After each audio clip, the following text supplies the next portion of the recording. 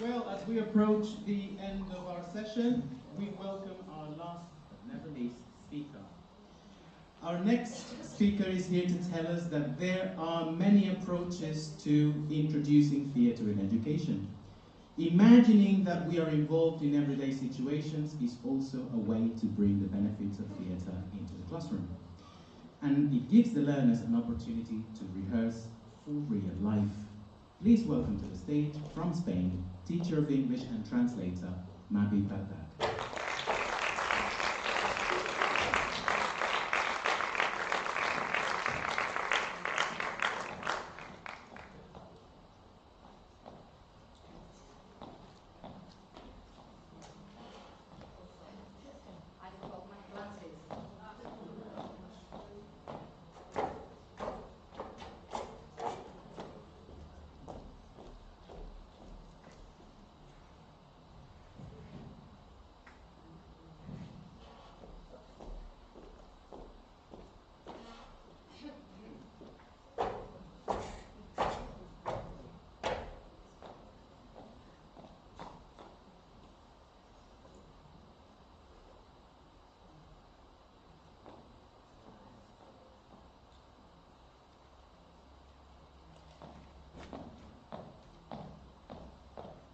Good afternoon, everyone.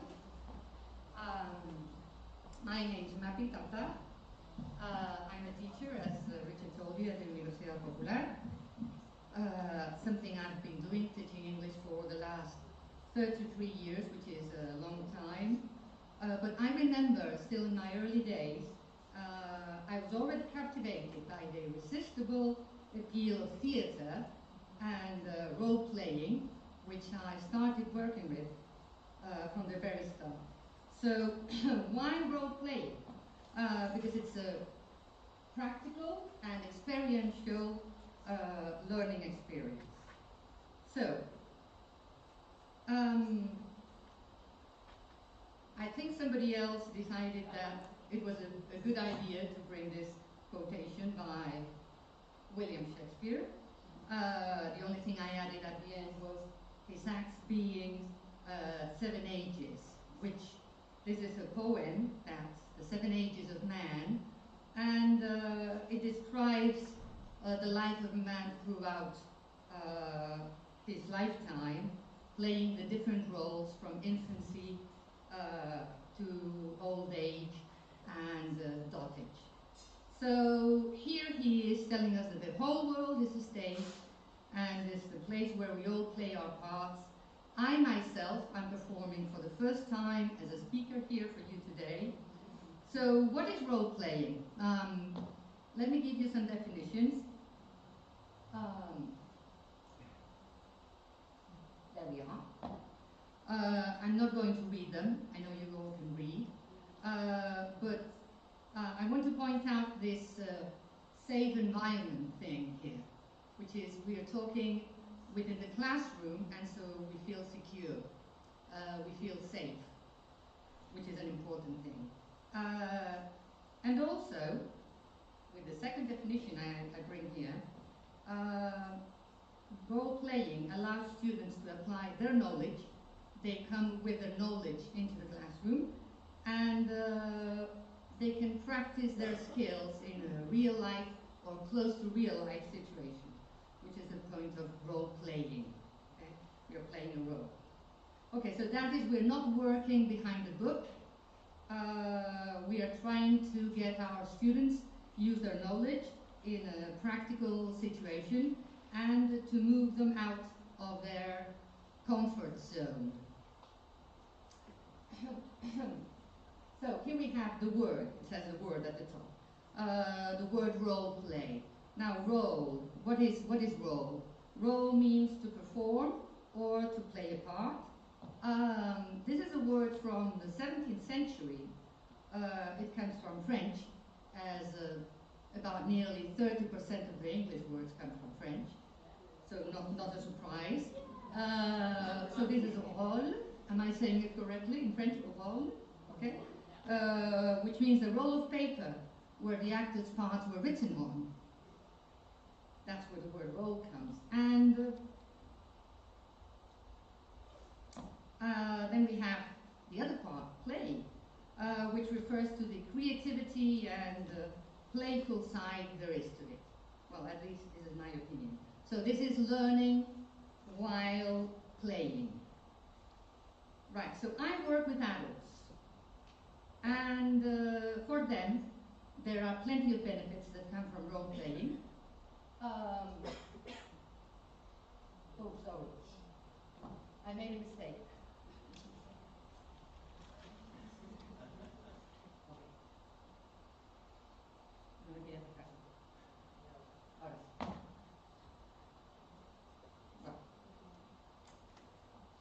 Cognitive benefits. Again, I'm not going to read, I know you can all read, but the experts say that when we are involved in problem solving, we develop neuronal connections, and that's a good thing. Role-playing promotes critical thinking and decision-making skills. I think you also mentioned this before, but this is something which also fosters soft skills, which we have been talking about also here this morning. And it also strengthens communication, language, and memory abilities. I told you before, I work with adults, so we need to make our memory stronger as we grow old. So here is a positive fact. From an emotional point of view, role-playing has also several benefits. For instance, when we are role-playing, we can either get into someone else's shoes, or we stay in our own shoes, but in an imaginary situation, and thus we can develop empathy and emotional understanding, viewing life from a different point of view. Also, social skills, managing a wide range of different situations that we can bring into the class through role-playing. And of course, a self and social awareness, connecting different perspectives, or it also, as we mentioned, others mentioned this morning, it fosters creativity and imagination. Now, for me, life is about, I say life is one of the L's. For me, life is about the two L's, loving and learning. So when we bring role play into the class, I think we are bringing feelings and emotions into the class, which is very positive for our students. Some advantages. It makes lessons come to life. We are out of the textbook and out of our comfort zone, which is a good thing.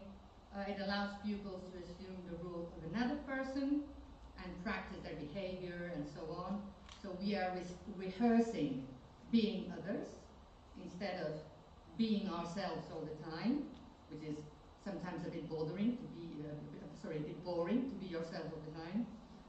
It creates deeper understanding of the issues and greater empathy because of getting into someone else's shoes. It simulates a real-world environment, encourages problem solving, and of course, improves listening and communication skills. Right, so why are my students learning English? Well, they're adults, so many of them to travel. Traveling is a good excuse to learn English. Because they have family abroad, which has become a very common thing nowadays. Having your children perhaps married to someone abroad and having your grandchildren also living abroad. And also one of the big epidemics of nowadays, which is loneliness. So a lot of people need to socialize, and they come to class, to English class, because they don't know what they're doing, because it's hard stuff to learn English when you are over your 50s, and also to keep your mind in shape. Okay, so working out your mind is also something important. important that you do when you learn a language. Now, the course. Why did I choose role-playing? I have a set of different courses, like Let's Sing, where we learn English through songs and music, or Let's Play, where it's with games, or, for example, Let's Role Play, which is the one I'm talking about this morning. Now, what I think about role playing is that it makes the class more active and more dynamic than a book, and also because of the range of functions, structures, and areas of vocabulary that can be practiced. You can adapt the role play to any function, structure, or words you are trying to learn. Students are required to use everyday language and learn small talk, which normally doesn't appear so much in a regular book.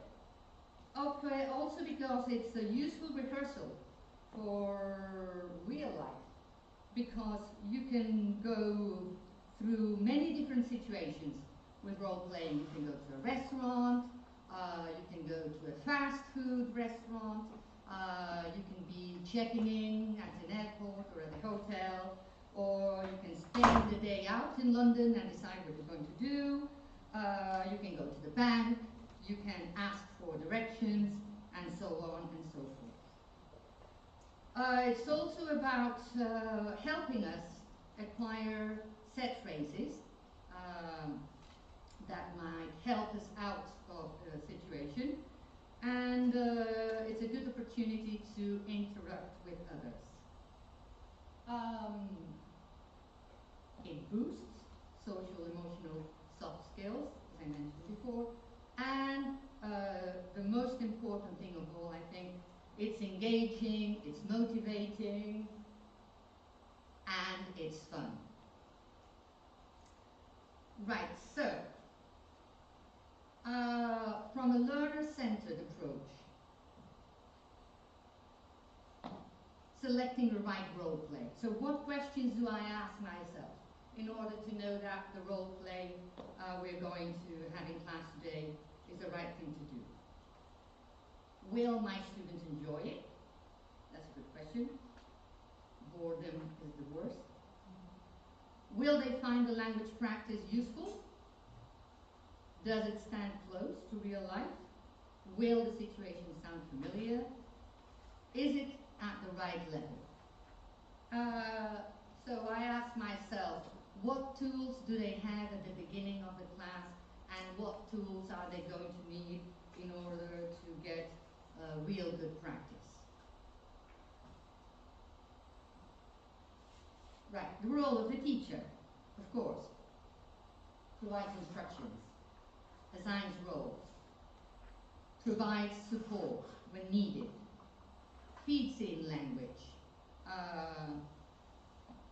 For instance, false friends, which are sometimes a big problem. We all know about actual is a very common false friend. You know what a false friend is? I always say it's something that looks like one thing, but in the end, it's something completely different. What not to say about constipated, which is one of my favorite false friends. If you go to the chemist and you say, you are constipated, you might get out of the chemist with 2 problems instead of 1. The teacher also models roles, giving practical examples if it's needed, and can be a facilitator, a spectator, or a participant. Depending on the role play, you can decide what is the best place to stand. Of course, make sure everyone is engaged and participates, and definitely provides feedback. So now, all this is the theory, and now you cannot see it, but at the top it says the class. Okay? So we're going to class. So, I would like you all to stand up. Come on, you need to do some exercise. Okay, so you can lift your arms up and you rotate your wrists like this as if you were going to dance. Sevillanas? Sevillanas? Yeah, okay, very well. Now down we go. Right, one of my favorite exercises. Shrug your shoulders. We go up and down. We push them back. 1, 2, 3, and down. 1, 2, 3. Okay, up again. 1, 2, 3. Push them back. Okay, and down. And now we nod our head. Okay, to the front and to the back. And now we shake our head one side to the other. Doesn't it feel good after sitting for such a long time? Okay, sit down again. Thank you very much. Right, so yeah, I know you were waiting for this, yeah? So what is this? This is warming up, okay? So warming up can be physical exercise, as we did today. For example, imagine we are introducing a role play about going to the gym or going to the doctors, where perhaps we also need to get back to our minds all the parts of the body. But anyhow, warming up is an important part of the class for me. It's only about 5 or 10 minutes. It doesn't take long. But I'm trying to make sure that you, as an adult, with lots of things in your head and lots of problems on your shoulders, you are getting rid of all that. You leave it outside the classroom, and now you are connected to me. So I have this theory of the string.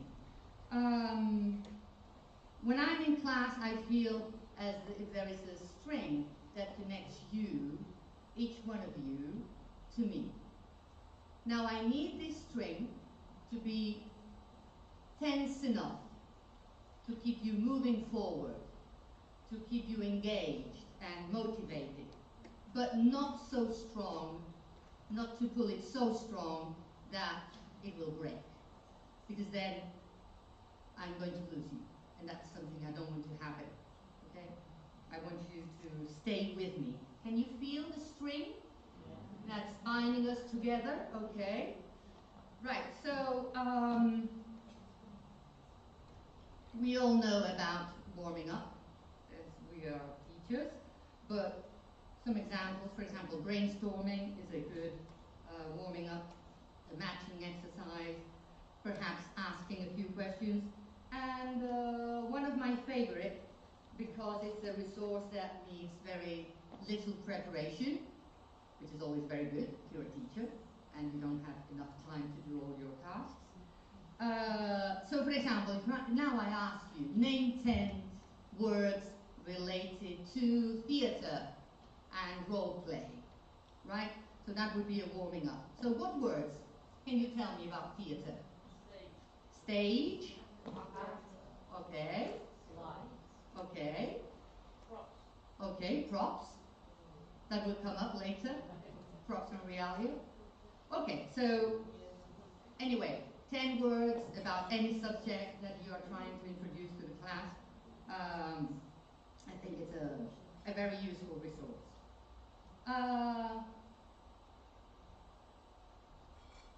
The lead-in.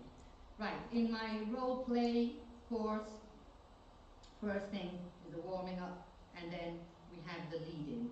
The lead-in, my classes are 90 minutes, so 5 or 10 minutes have gone with the warming up. The lead-in, we normally work with the photocopy, and we have 45 minutes to go with the different tasks and activities. For example, some discussion questions about whatever role play, the target language we need today, also very important to provide clear feedback and to know about the grammar structures and vocabulary we're going to be using today. And then, time to practice, okay? So, practice normally takes place between two people or in small groups, because it is the natural way where communication takes place.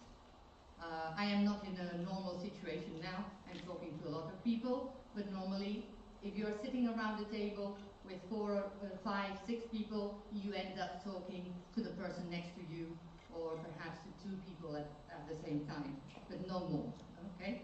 So I normally work in class, splitting the class into pairs or small groups, which also allows me to get close to everyone and see what they're doing and feed in any needs they have. My classes, my Let's Role Play course, is 90 minutes class twice a week for 4 months. So that means there are like 30 days of class, and that is about 45 minutes of role playing, which is a lot of role playing to do, I can tell you. Okay, time to practice and do a demonstration, sorry. I missed that one. Right, so, sorry, I think I put this in the wrong order. Right, the role play. First thing, which is after the lead-in. Okay, so now we're actually having the role-playing class. Role-playing is not about, yeah, it's just 1 minute. Role-playing is not about reading your lines or learning your lines. This is not theatre. Okay, so we have to make up the dialogue. There is no reading, and Richard, don't interrupt. So don't interrupt your pupils, let them go. The time for accuracy was before, when we were with all these leading in exercises, but in this moment we're looking for fluency. We let things flow, okay? Making it as close as possible to real life, so that means that we are playing our role and letting things flow. Props and realia, you mentioned before. For example, imagine we are going to the tourist information office today, so perhaps we can bring some brooches to class. Or we are going to the restaurant, so perhaps you can stand outside the classroom and wait for the waiter to take you to a seat, if you have a reservation, because perhaps the restaurant is too busy and you're going to be kept out. And finally, acting and improvising, which is the final part. So in a course like this one, we move forward and backwards, as Richard was saying at the beginning of this very interesting morning. And sometimes you need to go back to something you've learned the week before or 2 weeks before, and then move forward again and back. And so perhaps the first role plays are the easy ones, and then you try to move forward. Assessment. Checklists. I think checklists. So did you pronounce this word you're trying to learn correctly? Or did you play your role in the way that you were told to? Or did you introduce in the role play the questions that you were supposed to bring in? Or different things of that kind. Debriefing, which is discussing the learning process and sharing insights and experiences within the group. Peer feedback, your partner is also probably a good way. board area correction, where perhaps the teacher doesn't interrupt but writes down any mistakes that have been made and perhaps can bring them to the board. Not talking about the pupil by its name, but by its character. So, what do you think? How did the waiter do? Did he make any mistakes? Is there anything we can improve? Okay. And of course, self-correction. In Spanish, we have two words, aprender and aprehender, where we have an H in the middle. Aprender is learning, but aprehender is apprehending, which are totally different things from my point of view. When you're talking about apprehending, it's really to grasp the understanding of a word and to make it yours. So from that point, you can start using it in a free way. So that's all, folks. Thanks a lot for your attention. See you on the other side.